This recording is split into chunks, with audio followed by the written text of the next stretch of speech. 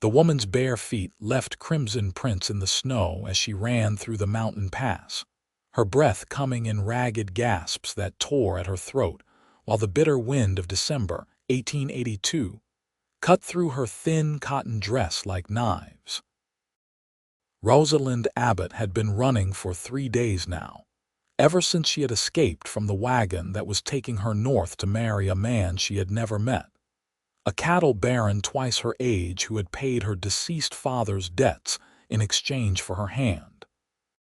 She was 22 years old and had already buried both parents, lost the family homestead to creditors, and now faced a future as the property of a stranger.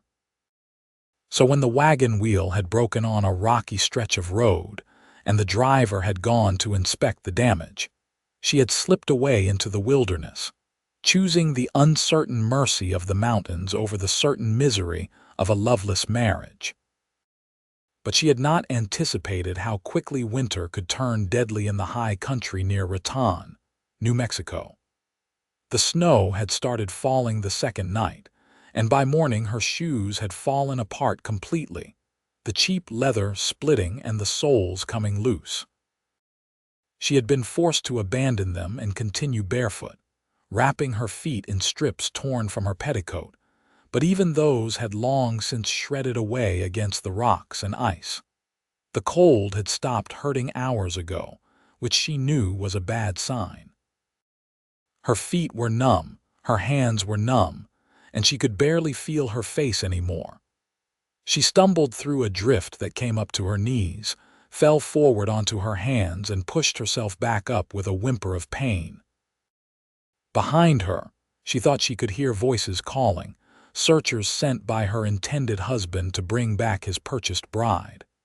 She forced herself forward, climbing higher into the mountains even though she knew it was probably a death sentence. The trees thinned out as she gained elevation, and the wind grew stronger, howling through the rocks with a sound like tortured spirits. Rosalind's vision was starting to blur, dark spots dancing at the edges of her sight. She knew she was dying, but dying free seemed better than living in a cage, even a gilded one. She thought of her mother, who had died just 6 months ago, wasting away from fever while whispering apologies for leaving Rosalind alone in the world. She thought of her father, who had drunk himself to death 2 years before that, unable to face the loss of the farm after a drought had killed their crops 3 years running. She topped a rise, and the full force of the wind hit her like a fist, knocking her backward. She landed hard in the snow, the impact driving the breath from her lungs. For a long moment, she simply lay there, staring up at the slate-gray sky, watching snowflakes spiral down toward her face.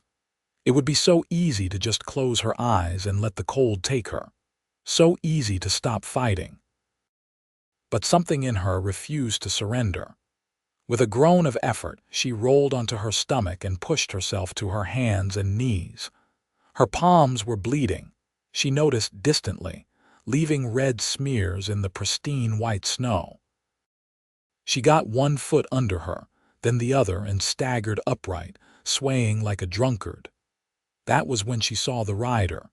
He was perhaps 100 yards away, sitting astride a big roan horse watching her. Even through the curtain of falling snow, she could see that he wore the typical garb of a working cowboy. Heavy wool coat, wide-brimmed hat pulled low against the wind, bandana tied around his neck. He sat perfectly still in the saddle, and for a wild moment, Rosalind thought perhaps she was hallucinating, that the cold had finally addled her brain and she was seeing phantoms. Then the rider moved, touching his heels to the horse's flanks, and the animal began picking its way toward her through the snow. Panic surged through Rosalind's chest. He must be one of the searchers, sent to drag her back to her fate. She turned and tried to run, but her body betrayed her. Her legs folded underneath her, and she fell face first into the snow. She tried to get up, failed, tried again. Her arms were shaking so badly she could barely support her own weight, She heard the soft crunch of hooves in snow coming closer. She tried one more time to rise, made it to her knees, and then strong hands caught her under the arms and lifted her as easily as if she weighed nothing at all. "Easy now," a man's voice said, low and calm. "I have got you." Rosalind struggled weakly, trying to pull away. "No," she gasped. "Please, let me go. You will be dead in an hour if I do that." The hands held her firmly but gently, supporting her weight as her legs threatened to give out again. "Stop fighting me." "You do not understand," Rosalind said, and hated the way her voice broke. "I cannot go back. I would rather die." There was a moment of silence. Then the man said, in that same calm tone, "I do not know who you are running from, but I can promise you I am not with them, and I am not letting you freeze to death in these mountains." Rosalind finally managed to focus her eyes on her captor's face. He was younger than she had expected, perhaps 27 or 28, with dark hair that needed cutting and eyes the color of weathered wood. His face was sun-browned and wind-roughed, with the lean, hard look of a man who spent his life outdoors. There was something in his expression that made her think he was telling the truth, a straightforward honesty that she had rarely encountered in men. "Who are you?" she whispered. "Emmett Pierce," he said. "I've got a line shack about a mile from here. Can you ride?" Rosalind tried to answer, but her teeth were chattering too hard to form words. She managed a small nod. Emmett Pierce studied her for a moment, then seemed to come to a decision. In one smooth motion, he lifted her and carried her to his horse, settling her in the saddle before swinging up behind her. He wrapped his heavy coat around both of them, pulling her back against his chest, and she was startled by the warmth that radiated from him. She had been cold for so long that his body heat felt like a furnace. "Run to me instead," he said quietly, his breath warm against her ear. "Next time you need to run, you run to me. You hear?" Rosalind did not understand what he meant, but she was too exhausted to question it. She let her head fall back against his shoulder as he turned the horse and began guiding it down the mountain, away from the exposed heights and toward the shelter of the tree line. She must have passed out, because the next thing she knew she was being carried again, this time through the door of a small log structure that radiated blessed warmth. There was a fire burning in a stone hearth, and the interior of the shack was a single room with rough-hewn furniture and a narrow cot against one wall. Emmett set her down in a chair near the fire and immediately began stripping off her wet dress. Rosalind tried to protest, but he cut her off with a sharp look. "This is not about modesty. This is about keeping you alive. That dress is soaked through, and it is stealing what little heat you have got left." He was right, and she was too weak to argue. She sat passively as he peeled away the sodden layers, leaving her in just her chemise and drawers, which were also damp but less saturated than the outer garments. He wrapped her in wool blankets, tucking them around her like she was a child, then knelt and examined her feet. His expression darkened when he saw the state of them. The skin was torn and bleeding, mottled with patches of white that meant frostbite, swollen and angry-looking. "Jesus," he muttered. "How long have you been walking barefoot?" "Since yesterday morning," Rosalind managed. Her teeth were still chattering, making it hard to speak. "My shoes fell apart." Emmett shook his head and stood, moving to a shelf where he kept his supplies. He came back with a basin of water which he set near the hearth to warm and strips of clean cloth. "This is going to hurt," he warned. "But I need to clean these cuts and get your feet warmed up slowly. If we do it too fast, the damage will be worse." He was right about the pain. As sensation began to return to her feet, it felt like they were being stabbed with 1,000 hot needles. Rosalind bit down hard on her lip to keep from crying out, tasting blood. Emmett worked with careful efficiency, washing away the dirt and blood, his touch surprisingly gentle for a man with such work-roughened hands. "So," he said as he worked, "you going to tell me what you are running from?" Rosalind hesitated. She had no reason to trust this stranger, but he had saved her life, and there was something about him that made her want to tell the truth. "A marriage," she said finally, "arranged by my father before he died. The man paid his debts in exchange for me." Emmett's hand stilled for a moment. "And you did not want to marry him?" "I have never even met him. He is 53 years old and lives up in Colorado. I was being taken to him when I ran." She pulled the blanket tighter around herself. "I know it was foolish, but I could not do it. I could not spend the rest of my life belonging to a man who bought me like livestock." "It was not foolish," Emmett said quietly. He finished wrapping her feet in clean bandages and stood, going to the small stove where a pot of coffee sat warming. He poured a cup and brought it to her. "Here. Drink this slowly." The coffee was strong and bitter, but it was hot, and Rosalind wrapped her hands around the tin cup and let the warmth seep into her palms. "They will be looking for me," she said. "The man who was taking me north, he will have sent word. There might be a reward." "Is that a warning?" Emmett asked, one eyebrow raised. "I suppose it is. I do not want you to get in trouble for helping me." Emmett settled into the other chair, which creaked under his weight. "Let me worry about that. For now, you need to rest and get your strength back. You are in no condition to go anywhere." He was right, though Rosalind hated to admit it. She could barely lift the coffee cup, and her whole body felt like it had been beaten with clubs. "Why are you helping me?" she asked. Emmett was quiet for a moment, staring into the fire. "My sister was in a situation like yours once," he said finally. "Engaged to a man who turned mean when he drank, which was most of the time. She tried to get out of it, but our father said a promise was a promise and she had to go through with it." He paused. "She killed herself 2 days before the wedding, hung herself in the barn." Rosalind drew in a sharp breath. "I am so sorry." "I was 16 years old," Emmett continued, his voice flat and distant. "I found her. And I swore that day that if I ever had the chance to help a woman in a situation like that, I would. No questions asked. No conditions." They sat in silence for a while, the only sounds the crackle of the fire and the howl of the wind outside. Rosalind felt tears sliding down her cheeks, though she could not have said exactly what she was crying for. Her own situation, maybe. Or Emmett's sister, who she had never met. Or maybe just the simple, unexpected kindness of a stranger who had no reason to help her but did anyway. "Thank you," she whispered, "for not letting me die out there." Emmett looked at her and something in his expression softened. "You are safe here," he said. "I promise you that. We will figure out the rest later." Rosalind nodded and took another sip of coffee, feeling warmth begin to spread through her chest.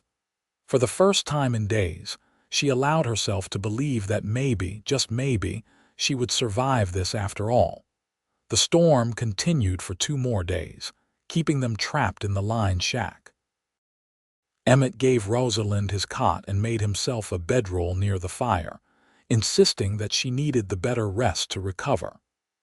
He tended to her frostbitten feet twice a day, changing the bandages and applying a salve that he said an Apache woman had taught him to make from pine resin and herbs. The skin was healing slowly, though the worst patches were still angry and inflamed. During those 2 days, they talked. At first the conversation was halting and awkward, but gradually it became easier. Rosalind learned that Emmett worked for the Maxwell Land Grant Company, riding the high country to check on cattle and watch for rustlers. He spent weeks at a time alone in the mountains, moving between line shacks and camping under the stars. He had been born in Texas, orphaned at 17 after his parents died of cholera, and had been drifting ever since, taking whatever work he could find. "You like it?" Rosalind asked.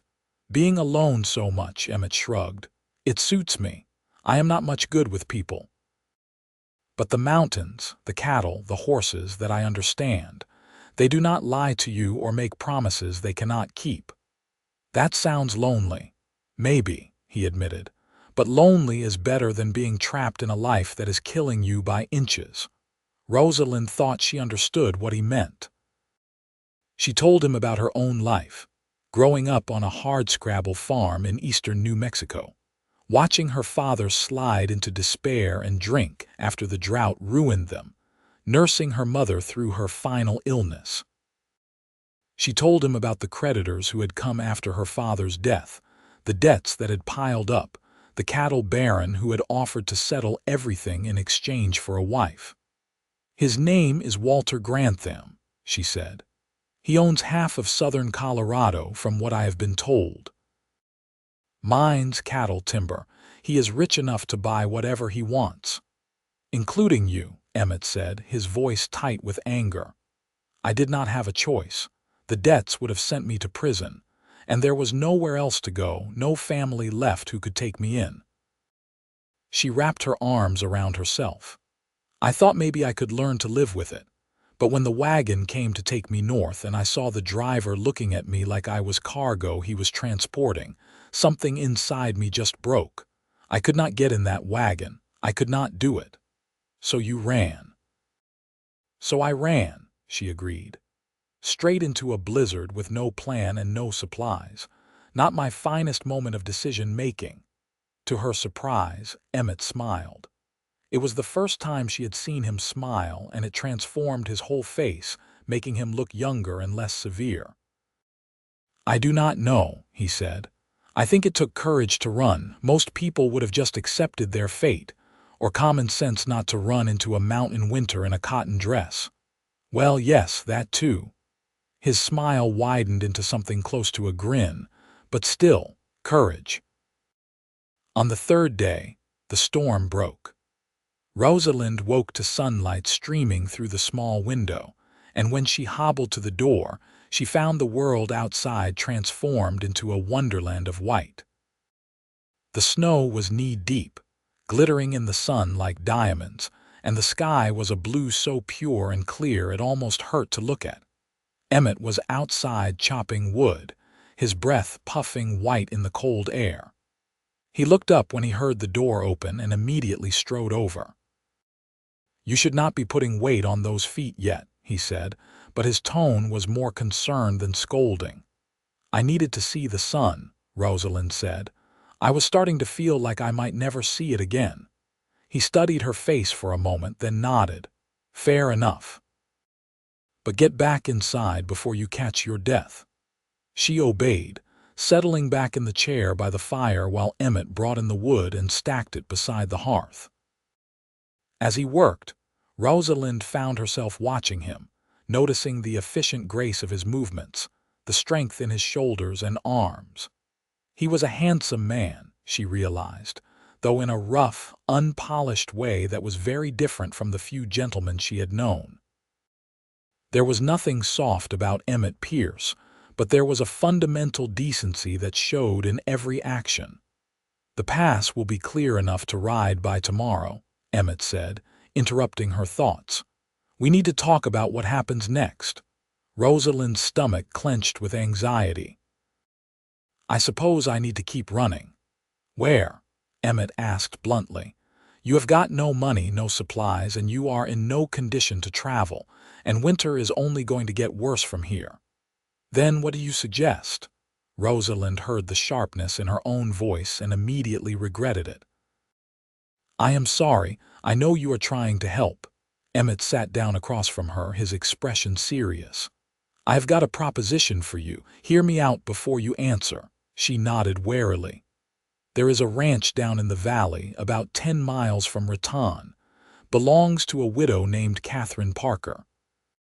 She runs cattle and takes in boarders sometimes to make ends meet. I know her. She is good people. You could stay there, maybe work for your room and board. It would give you a place to be while you figure out your next move." "And what about Grantham?" Rosalind asked. "What about the people he is looking for me?" Raton is a railroad town. Lots of people coming and going. You would be easy to hide there as long as you are careful. And Mrs. Parker, she knows how to keep her mouth shut. It was a better plan than anything Rosalind had come up with on her own. But there was something else in Emmett's expression, something he was not saying. "Why are you doing this?" she asked. "You have already saved my life. You do not owe me anything more." Emmett looked away, staring into the fire. "Maybe I do not want you to run," he said quietly. "Maybe I want you to stay close enough that I know you are safe." Rosalind's heart did a strange little skip in her chest. "Emmett, I am not trying to trap you," he said quickly. "I am not asking for anything from you. I just—" He trailed off, seeming to struggle with the words. "I found you dying in the snow, and now I feel responsible for you. That is all." It was not all, Rosalind thought. She could see it in the way he looked at her, the careful way he touched her when he tended her wounds, the protective edge in his voice when he talked about the men searching for her. But she did not call him on it. Instead she said, "All right, I will go to Mrs. Parker's ranch, but only if you promise to visit sometimes, so I can thank you properly for saving my life." Something shifted in Emmett's expression, a flicker of hope quickly suppressed. "I am up in these mountains most of the time. I do not get to town much." "Then I guess you will have to make an exception." Rosalind met his eyes steadily. "Unless you do not want to see me again." "That is not what I said." "Then it is settled." She held out her hand. "Partners." Emmett looked at her outstretched hand for a moment, then took it. His palm was warm and calloused against hers, his grip firm but careful, as if she were something fragile that might break. "Partners," he agreed. They left the line shack the next morning, Rosalind riding in front of Emmett on the big roan horse because her feet were still too tender for her to walk more than a few steps. He had rigged a sort of sling to protect her feet from the stirrups, and wrapped her in every spare blanket and coat he owned until she looked like a bundled-up child. The ride down from the mountains was breathtaking. The storm had left the world pristine and clean, the snow clinging to every branch and pine needle, the sun turning the whole landscape into a cathedral of white and blue and green. They saw elk moving through the trees, a herd of perhaps 20, their breath steaming in the cold air. A golden eagle circled overhead, riding the thermals, its wings spread wide against the sky. "It is beautiful up here," Rosalind said. "I can see why you like it." "It is honest," Emmett replied. "The mountains do not pretend to be something they are not. They will kill you if you are not careful, but they are honest about it. Unlike people." "Unlike people," he agreed. They stopped once to rest the horse and eat a cold lunch of jerky and hard biscuits from Emmett's saddlebags.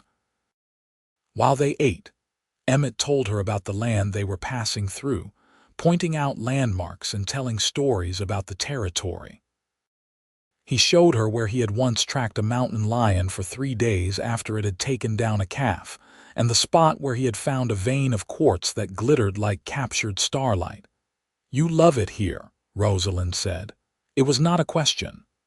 "I suppose I do," Emmett said. "I have worked in a lot of places, Texas, Colorado, Arizona, but there is something about this country that feels like home." They reached the Parker Ranch by late afternoon. It was a modest spread, a simple ranch house with a barn and a few outbuildings, nestled in a valley where a creek ran through cottonwood trees. Smoke rose from the chimney, and as they rode into the yard, a woman emerged from the house, wiping her hands on her apron.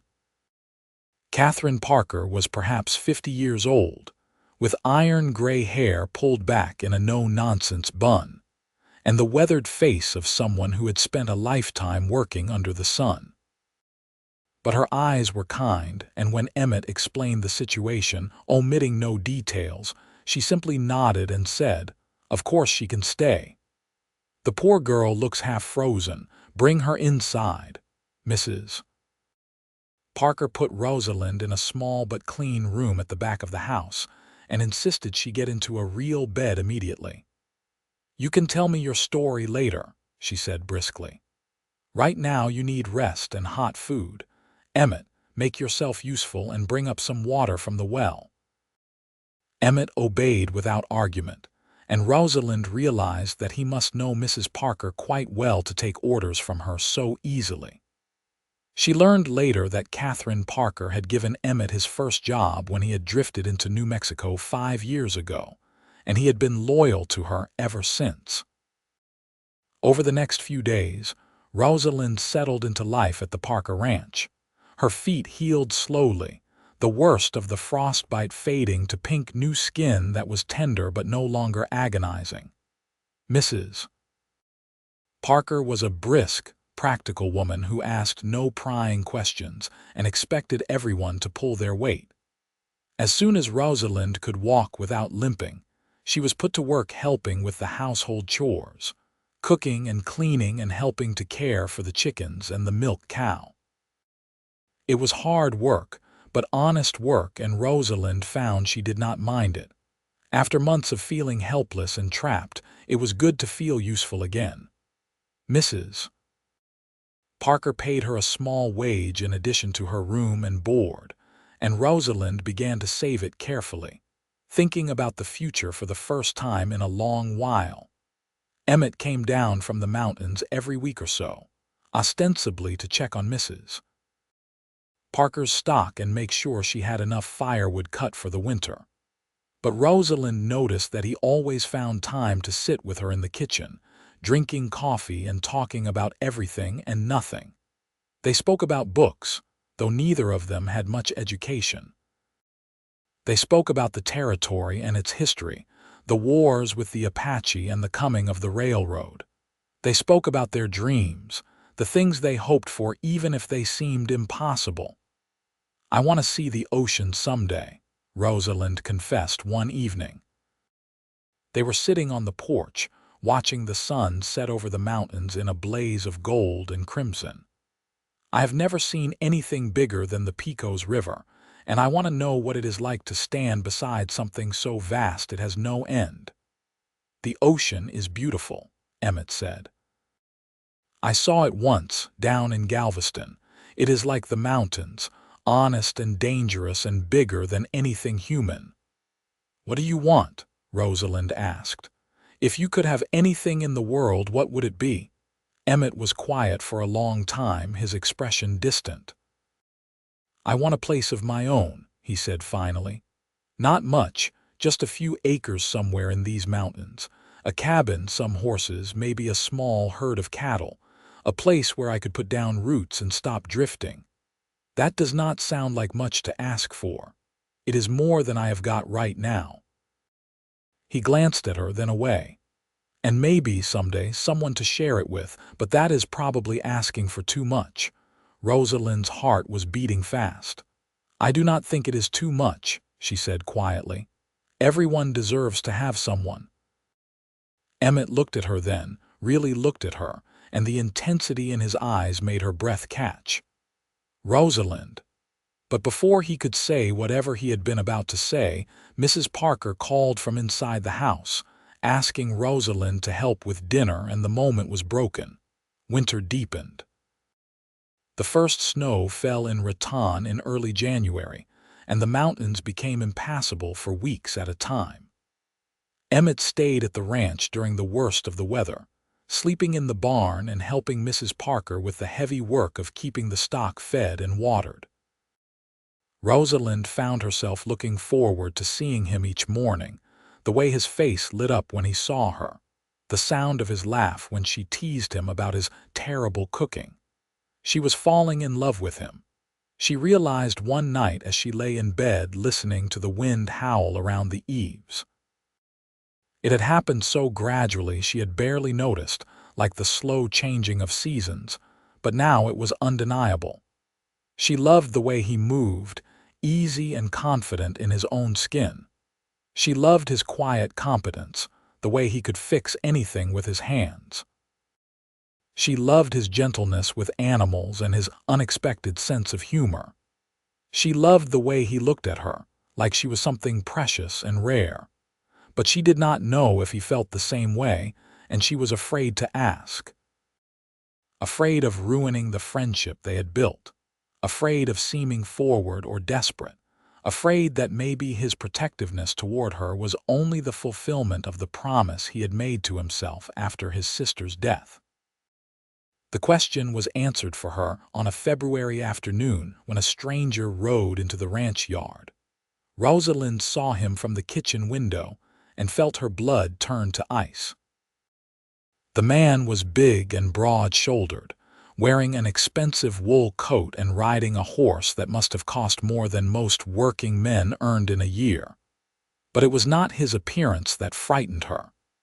It was the way he carried himself, the arrogance of a man used to getting whatever he wanted. Mrs. Parker went out to meet him, and Rosalind crept closer to the window to listen. "Afternoon, madam," the stranger said, touching the brim of his hat. "I am looking for a young woman about 22 years old, dark hair, slim build." She ran away from her escort about 2 months back, somewhere in the mountains north of here. There is a reward for information leading to her recovery. "What kind of reward?" Mrs. Parker asked, her voice neutral. $50. The man's eyes scanned the ranch buildings, clearly looking for any sign of Rosalind. "She is engaged to be married to Mr. Walter Grantham of Colorado. He is very anxious to have her back." "I am sure he is," Mrs. Parker said dryly, "but I have not seen anyone matching that description." "Sorry I cannot help you." The stranger's eyes narrowed. "You are sure about that? $50 is a lot of money for a woman running a ranch alone." "I am sure." Mrs. Parker's voice hardened. "And I do not take kindly to people suggesting I am a liar. You can ride on now." For a moment, Rosalind thought the man might argue, but something in Mrs. Parker's face must have convinced him she meant business. He touched his hat again, though the gesture was mocking this time, and turned his horse toward the road. Rosalind watched him go, her heart hammering. He was heading south, toward Raton. How many other people was he questioning? How long before someone gave her away, either for the reward money or just to curry favor with a rich man like Grantham? She was still standing at the window when the door burst open and Emmett strode in, his face dark with fury. He must have seen the stranger from the barn. "You need to leave," he said without preamble. "Tonight. That man is going to keep looking, and sooner or later someone in Raton is going to remember seeing you." "Where am I supposed to go?" Rosalind heard the desperation in her own voice. "I have saved a little money, but not enough to get far. I know a place." Emmett was already moving, pulling her toward the bedroom. "Pack your things, only what you can carry. We are leaving in an hour." "We," Rosalind repeated, her heart leaping. Emmett stopped and turned to face her. "You do not think I am letting you run alone again, do you? After I found you dying in the snow." He reached out and cupped her face in his hands, his touch gentle despite the urgency in his voice. "I am not letting you go, Rosalind. Not now. Not ever if you will have me." Rosalind felt tears spring to her eyes. "You cannot give up your whole life for me." "I am not giving up anything. I am choosing what I want." He brushed his thumb across her cheekbone, wiping away a tear. "I love you. I think I have loved you since the moment I saw you fighting to get back on your feet in that blizzard. You are the bravest person I have ever met, and I will be damned if I let some rich bastard take you away and lock you in a cage." "I love you too," Rosalind whispered. "But Emmett, if you help me run, you will be breaking the law. Grantham could have you arrested. Let him try." Emmett's expression was fierce. "I am not afraid of Walter Grantham or anyone else. Now pack your things. We are wasting time." They left the Parker ranch at dusk, slipping away on Emmett's roan horse while Mrs. Parker created a distraction by driving her wagon loudly out the front gate, heading toward town. Emmett had a plan, he said, but he would not tell Rosalind the details until they were well away from the ranch. They rode through the night, following trails that Emmett knew from his years of working the high country. He took them deep into the mountains, away from roads and settlements, through country so wild and remote that Rosalind doubted anyone could track them. The moon was nearly full, turning the snow-covered landscape into a place of silver and shadow, beautiful and eerie in equal measure. As dawn broke, they stopped in a sheltered canyon where a hot spring bubbled up from the rocks, creating a pocket of warmth in the frozen wilderness. Emmett made camp while Rosalind warmed herself by the spring, marveling at the heat rising from the water. "Where are we going?" she asked when Emmett joined her. "Mexico," he said. "There is a town called Las Cruces just over the border. No one is going to look for you there, and we can make a new start. What about your job, your life here?" "My job is riding herd on cattle that belong to someone else. My life is wherever you are." He took her hands in his. "I meant what I said back at the ranch. I love you, Rosalind. And I want to spend the rest of my life with you if you will let me." Rosalind felt like her heart might burst. "Yes," she said. "Yes, 1,000 times yes." Emmett pulled her into his arms and kissed her, and Rosalind felt like she was finally home. His lips were warm and firm against hers, and she kissed him back with all the love and longing that had been building in her heart over the past months.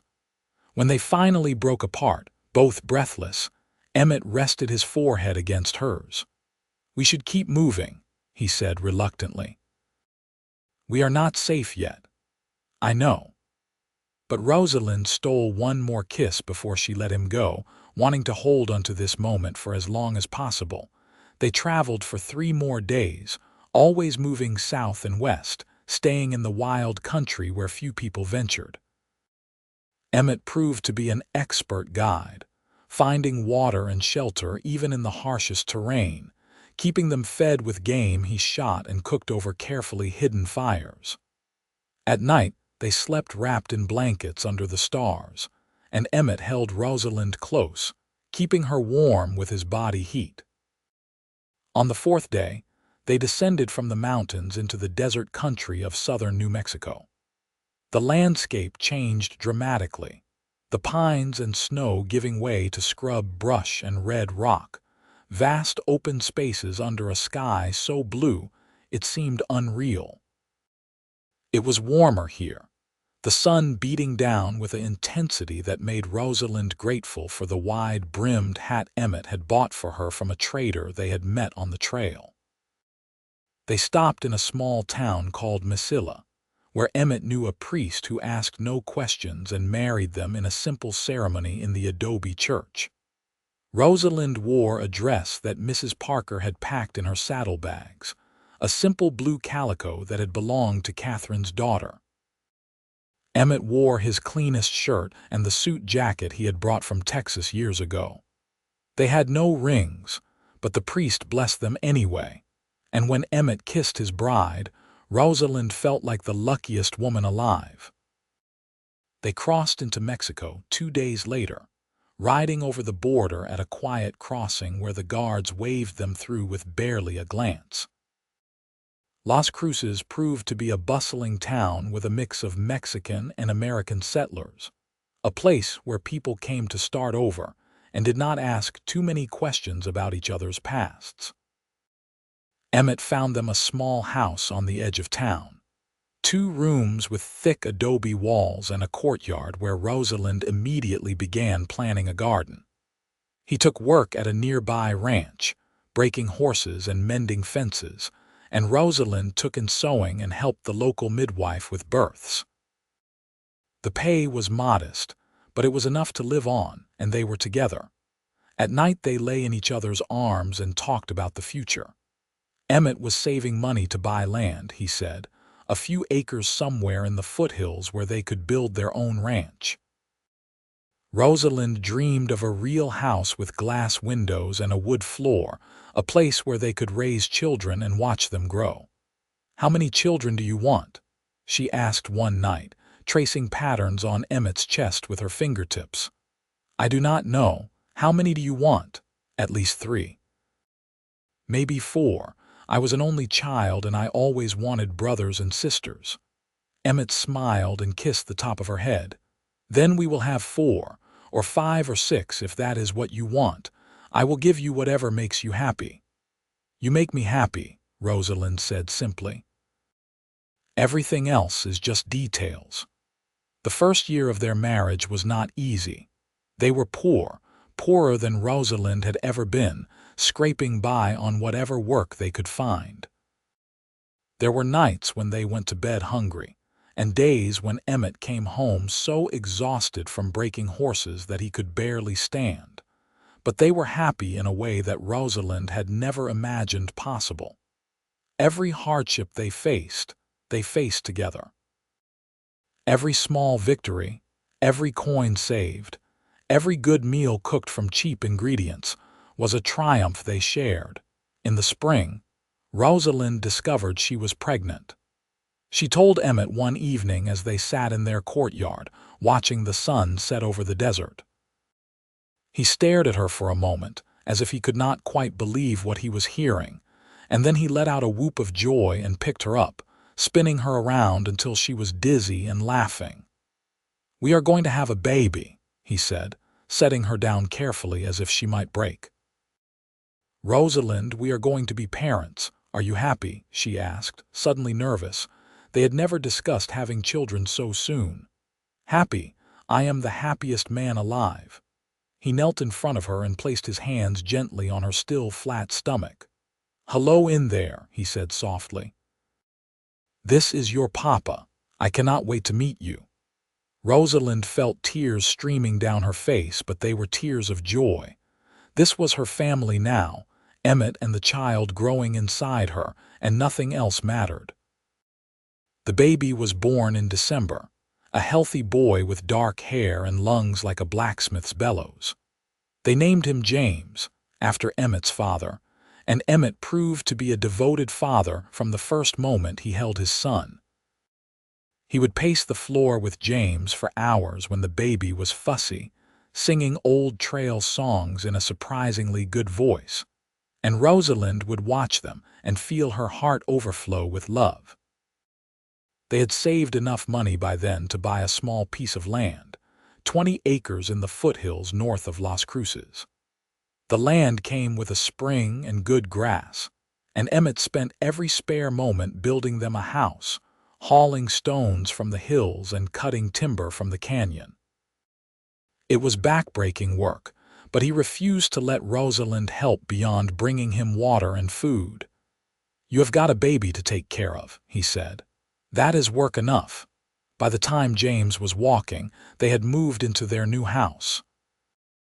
It was small, just 3 rooms, but the walls were thick and sturdy, the roof was tight, and the windows were real glass that Emmett had hauled all the way from El Paso.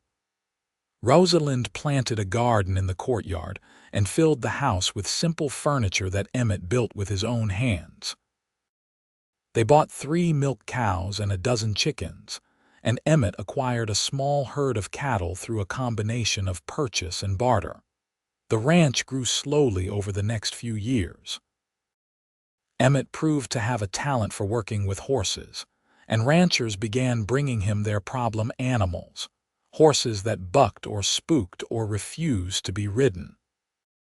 Emmett would work with them patiently, never breaking their spirit but teaching them to trust, and he became known throughout the territory as someone who could gentle even the wildest horse.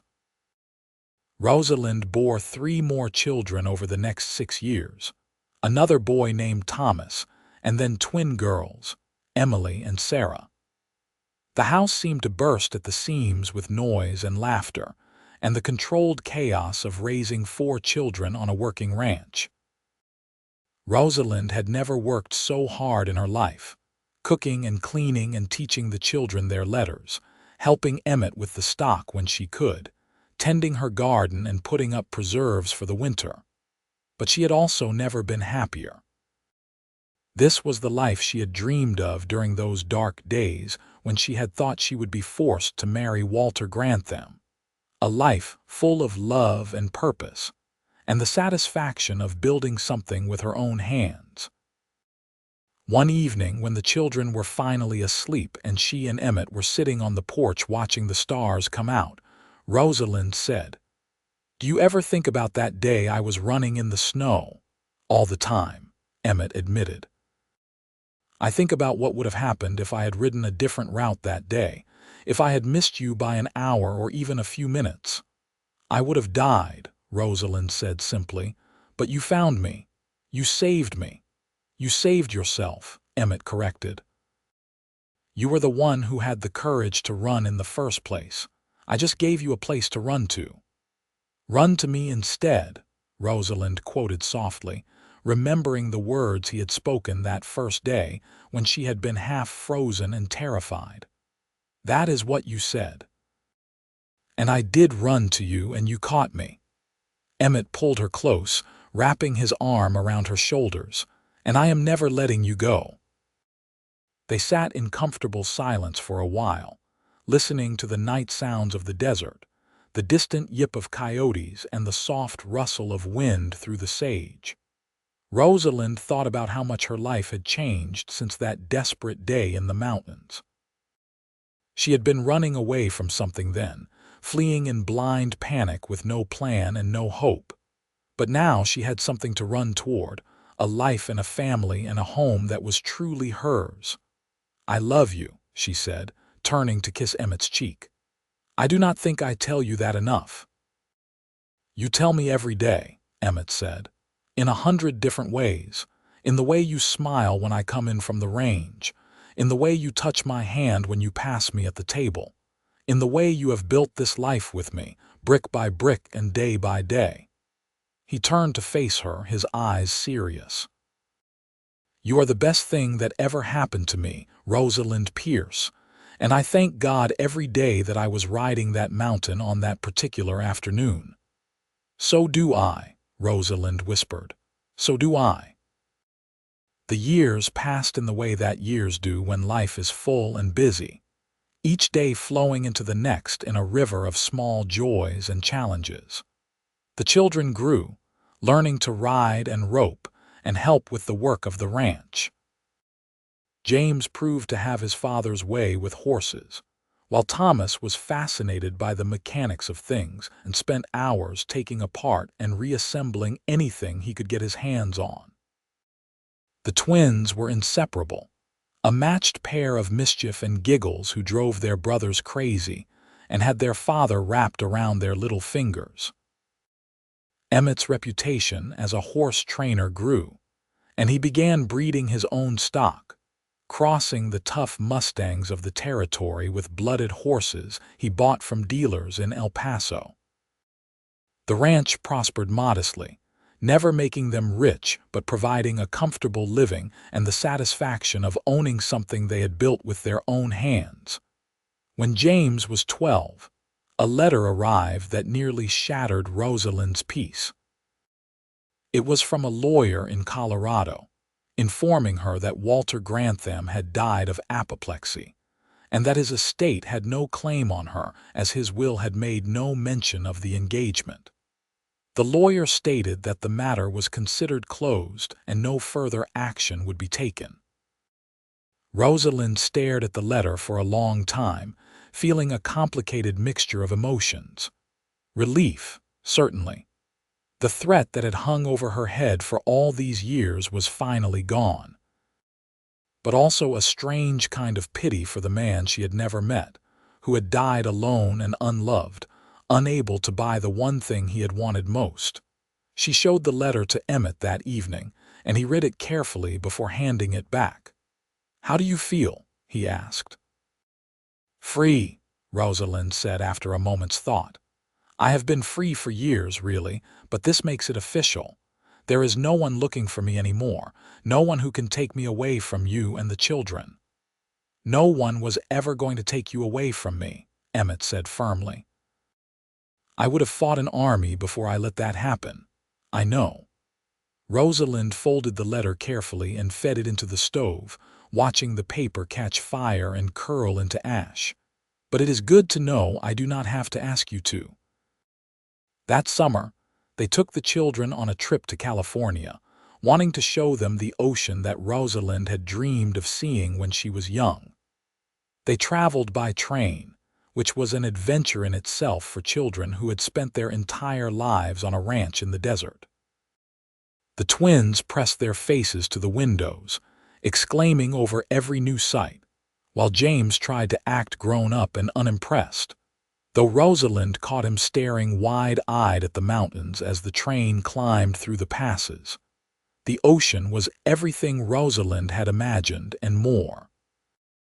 They stayed in a modest boarding house in San Diego and spent their days on the beach, letting the children play in the surf while she and Emmett walked along the shore, hand in hand. The water was cold and the waves were enormous, crashing against the sand with a power that was both terrifying and exhilarating. "It is like the mountains," Emmett said, echoing the words he had spoken years before. "Honest and dangerous and bigger than anything human."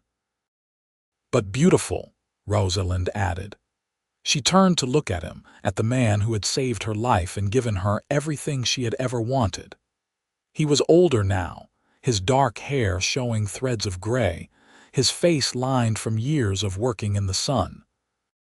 But he was still the same man who had found her dying in the snow and refused to let her give up. Still the man who had said, "Run to me" instead, and meant it with every fiber of his being. "Thank you," she said. "For what? For this. For everything. For giving me a life worth living." Emmett pulled her close and kissed her, right there on the beach with the children playing nearby and the ocean roaring in the background. "You gave me the same thing," he said when they broke apart. "We gave it to each other." They returned to the ranch at the end of summer, all of them sun-browned and full of stories about their adventures. The children settled back into their routines, but Rosalind noticed a new restlessness in James, who had turned 13 during the trip. He talked constantly about the places they had seen, the cities and towns and wide world beyond their ranch. "He wants to see more of it," Emmett observed one night. "Just like you did at his age." "I never got to see anything until I met you," Rosalind said. "My world was that failing farm and nothing else. And then you ran barefoot through the snow to escape it." Emmett smiled. "Our son has your spirit. When he is old enough, he is going to want to travel to see what is out there beyond these hills. Will you be able to let him go?" "I will have to, will I not? We cannot keep them children forever, much as I might want to." He reached over and took her hand. "But that is years away yet. For now, he is still ours." The years continued to flow by, bringing changes both large and small. Mexico went through periods of unrest, and they heard stories of revolution and violence in the interior. But Las Cruces remained peaceful, a quiet border town far from the centers of power. The territory around them filled up with new settlers, drawn by the railroad and the promise of cheap land. The wild, open spaces of Rosalind's youth gradually gave way to fenced ranches and small farms, a slow taming of the wilderness. James left home when he was 17, heading to El Paso to work on the railroad.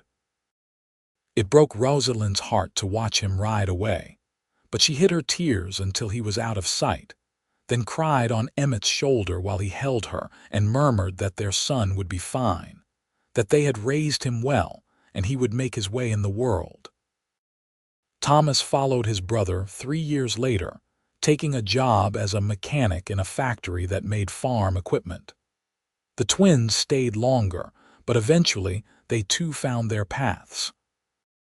Emily married a schoolteacher from Las Cruces and moved into town, while Sarah surprised everyone by becoming a nurse, studying at a hospital in El Paso, and then working at a clinic that served the poor on both sides of the border. "We did not do such a bad job," Emmett said one evening as they watched Sarah ride away after a visit, her medical bag strapped to her saddle. 4 children, and all of them happy and doing good work in the world.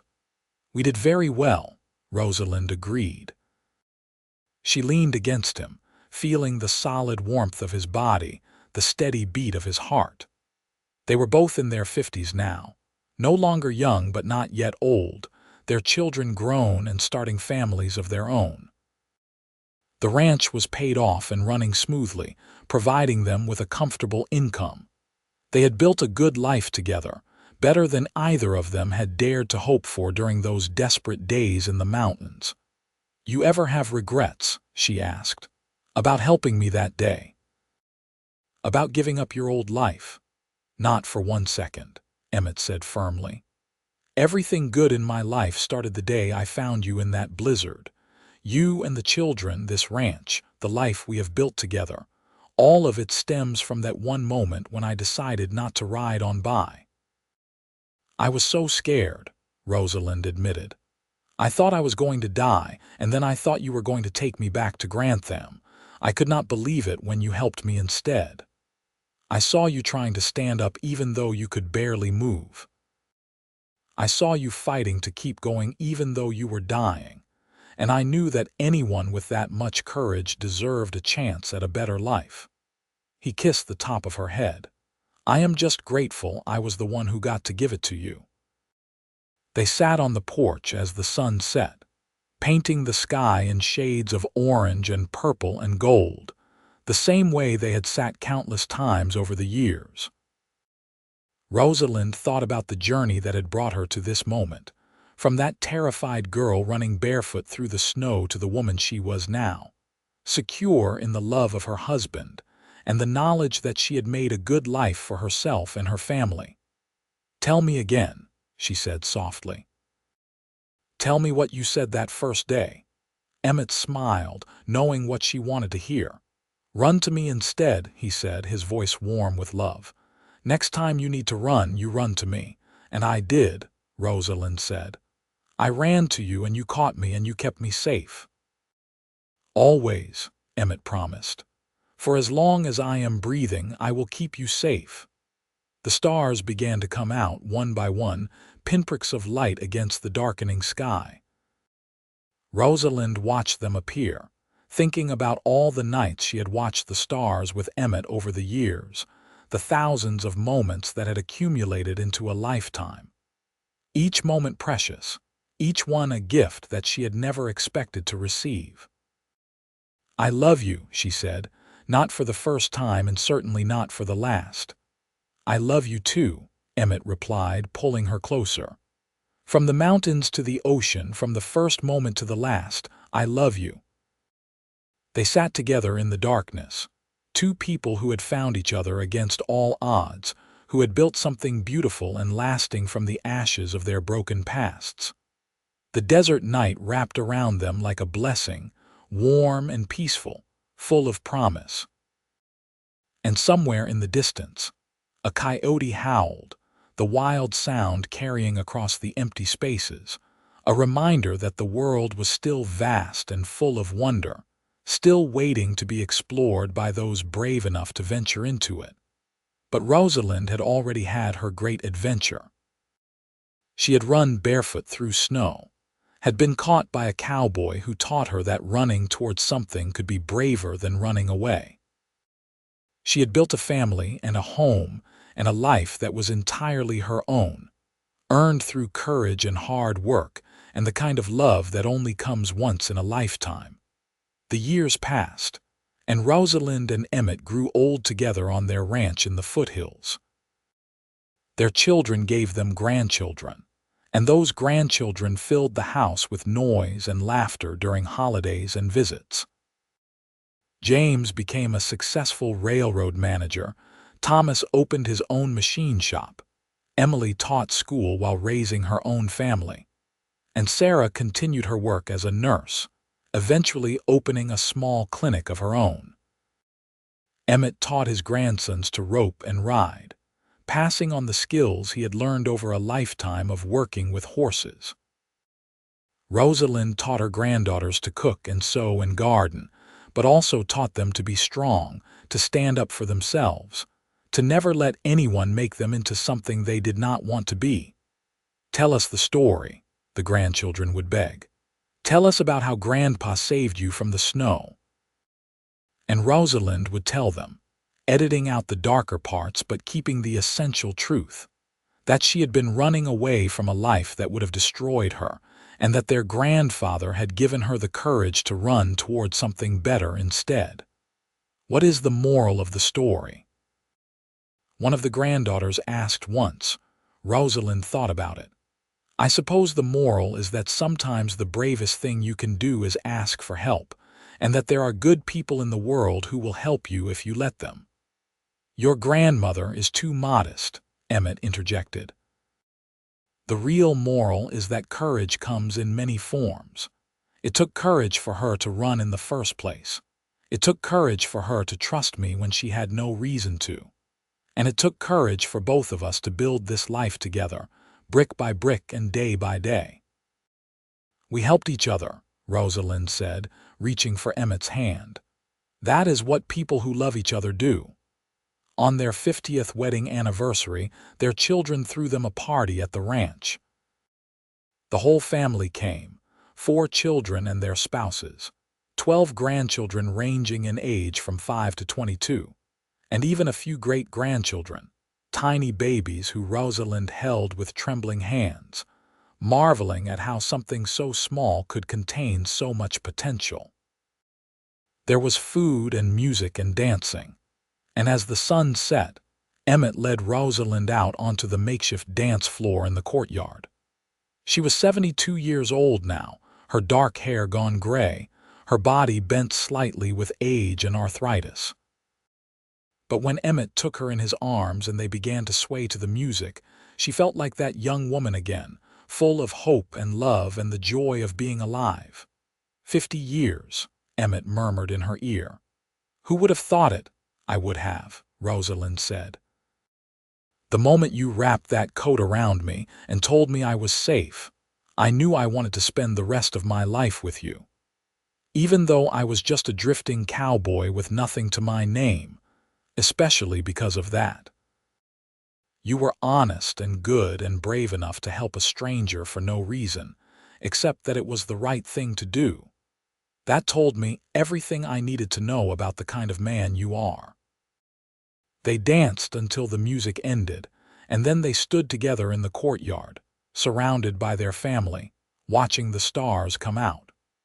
Rosalind felt a deep sense of contentment settle over her, a feeling of completion. She had lived a full life, longer than she had any right to expect given how close she had come to dying in the snow all those years ago. She had loved and been loved, had raised children who were good people, had built something that would outlast her. No regrets. Emmett asked softly, as if reading her thoughts. "Not a single one," Rosalind said. "You gave me everything I ever wanted and more than I ever dreamed possible." "We gave it to each other," Emmett corrected, just as he had so many times before. "I was just drifting before I met you. You gave me a reason to put down roots, to build something permanent. You made me want to be a better man. You were already a good man.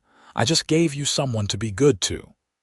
They stood together as the night deepened, watching their family laugh and talk and enjoy the celebration.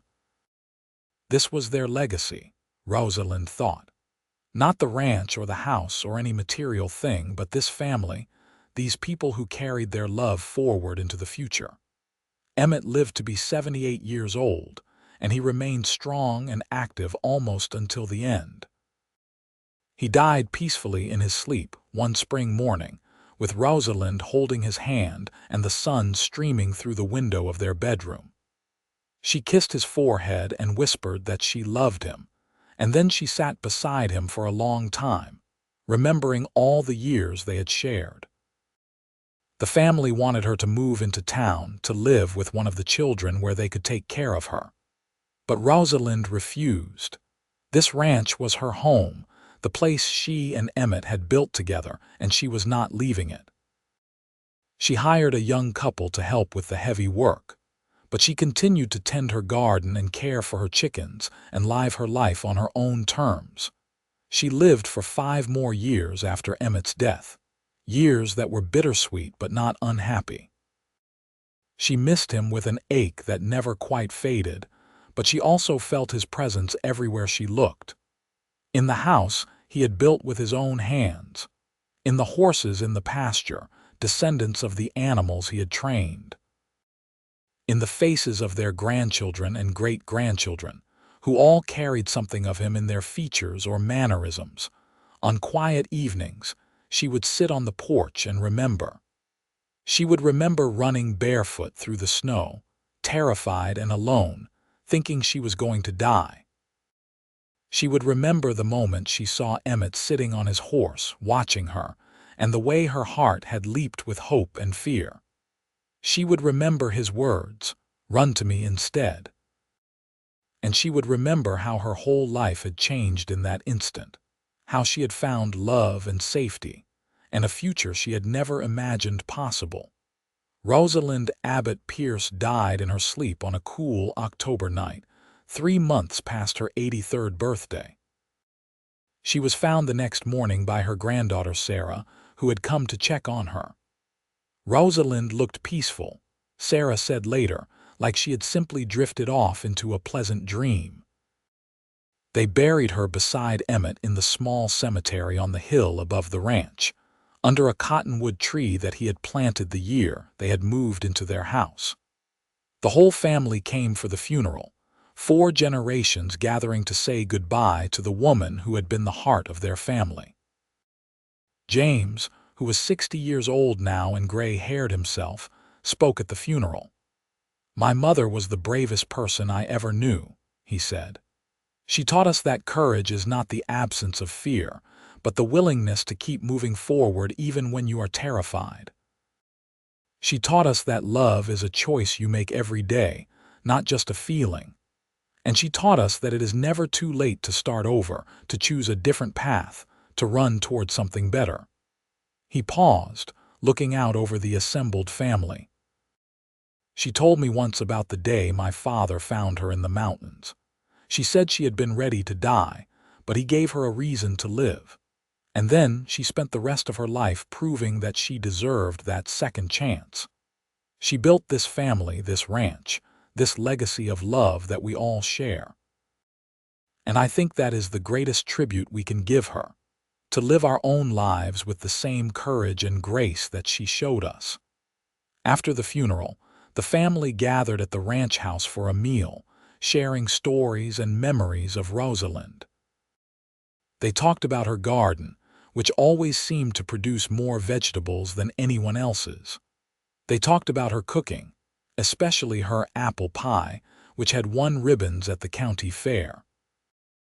They talked about her laugh, which had been loud and uninhibited, the kind of laugh that made everyone around her want to laugh too. But mostly they talked about her love, the fierce and protective love she had for her family, the gentle and enduring love she had shared with Emmett.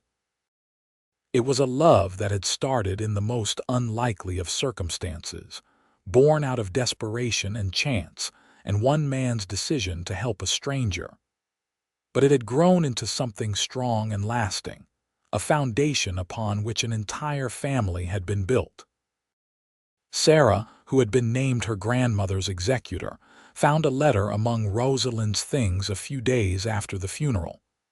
It was addressed to all of them, written in her grandmother's spidery handwriting, the letters shaky but still legible. "My dear family," the letter read. "If you are reading this, then I have gone to join your grandfather, and I hope you are not too sad. I have lived a long and happy life, far longer than I had any right to expect.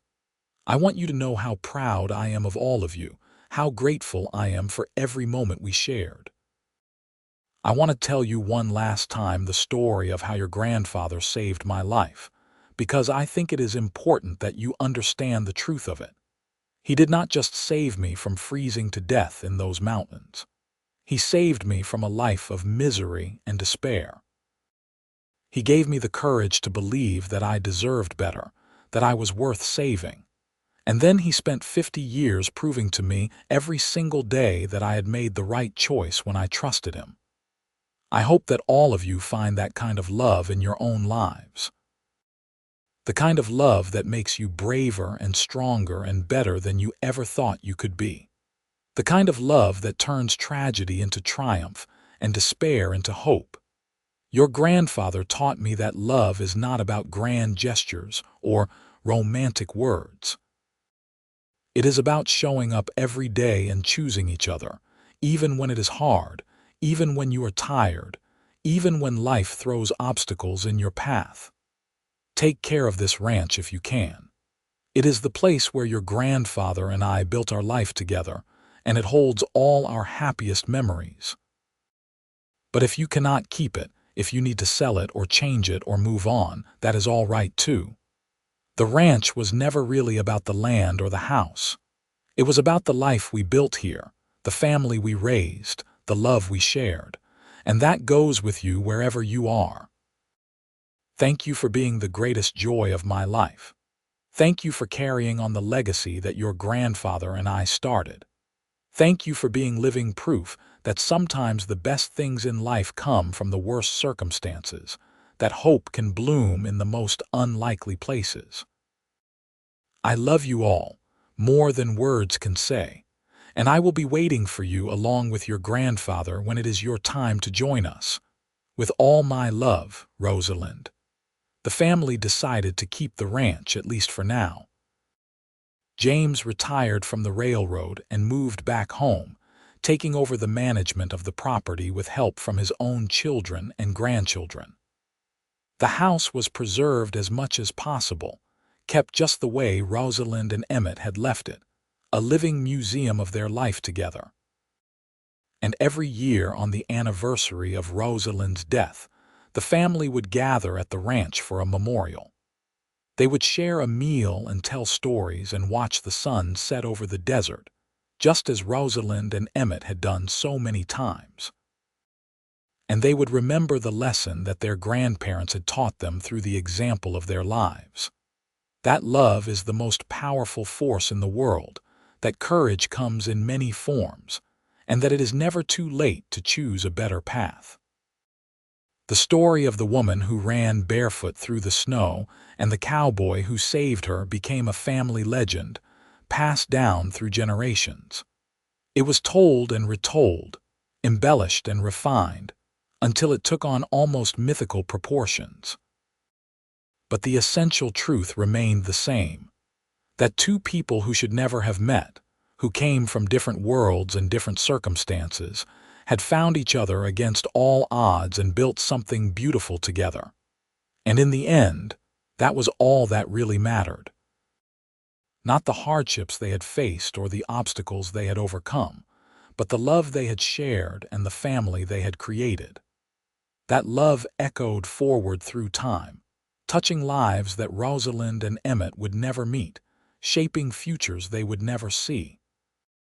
The ranch still stands today, a testament to what two people can build when they choose love over fear, hope over despair, each other over the world. The house that Emmett built with his own hands still shelters his descendants. The garden that Rosalind planted still blooms every spring. And on quiet nights when the wind blows through the cottonwood trees, some say you can still hear the echo of their laughter, the murmur of their voices, the sound of a love that was strong enough to conquer death itself. Because that is what true love does. It endures. It persists. It refuses to be forgotten or diminished or erased by time. It lives on in the hearts of those who witnessed it, who benefited from it, who carry it forward into the future. And sometimes, on cold winter nights when the snow falls in the mountains, people tell the story of the woman who ran barefoot through the snow and the cowboy who caught her and said, "Run to me instead." They tell it as a reminder that even in our darkest moments, there is hope. That even when we feel most alone, there might be someone out there who is willing to help.